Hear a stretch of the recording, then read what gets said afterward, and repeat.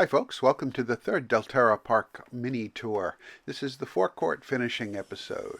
So we're going to start where you come into the park and take a look at the little bits that I finished off and then to the major bit. And yes, we still have people walking on the copings.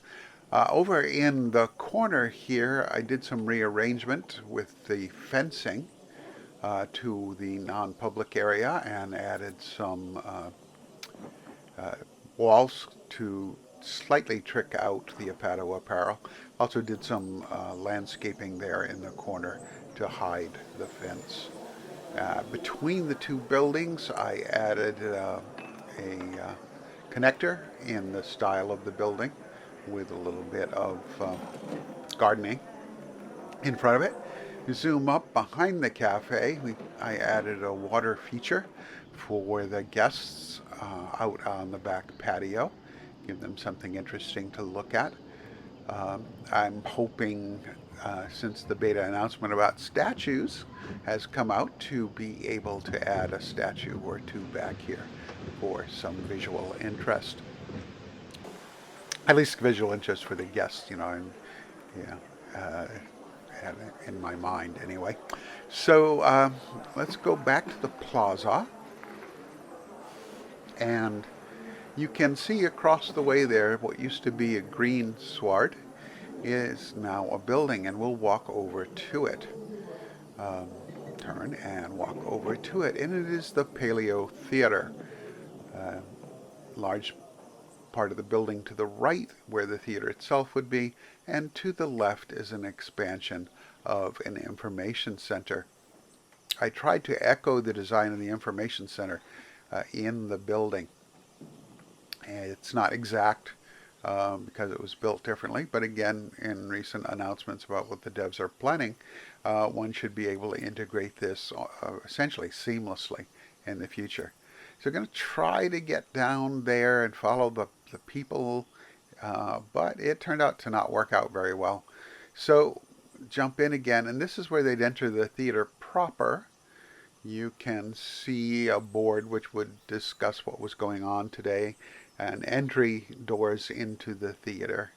And people are going completely all the way around it.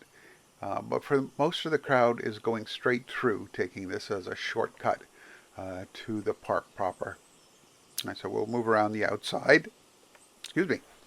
Uh, and I'm going to try and turn us around here.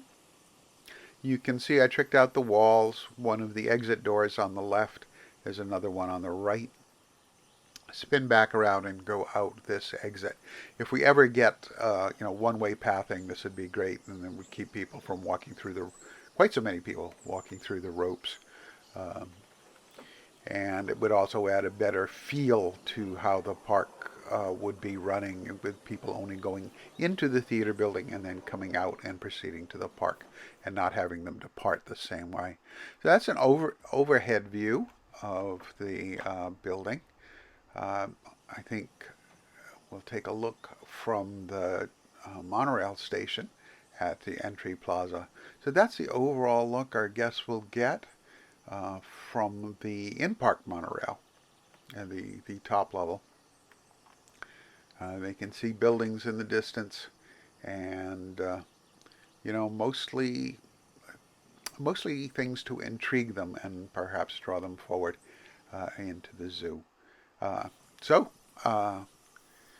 the pathing was working great. People are walking completely around both of the sections of the building, including around behind the information center prefab. So that's pretty much what I've got for this episode. And if you liked it, as usual, please subscribe, give it a thumbs up. I'd love to continue doing these things, and your encouragement makes that more likely. So another view from across the little bit of river, and an aerial one to go out on. You can see the crowds are working in significant numbers. When I cut this, the Pato Apparel and the restaurant apparently stopped attracting guests, which is why there's very few people over on that side of the park. It came back in another build. It's one of the alpha glitches, but it is what it is. So thanks for stopping by. Be well. See you soon.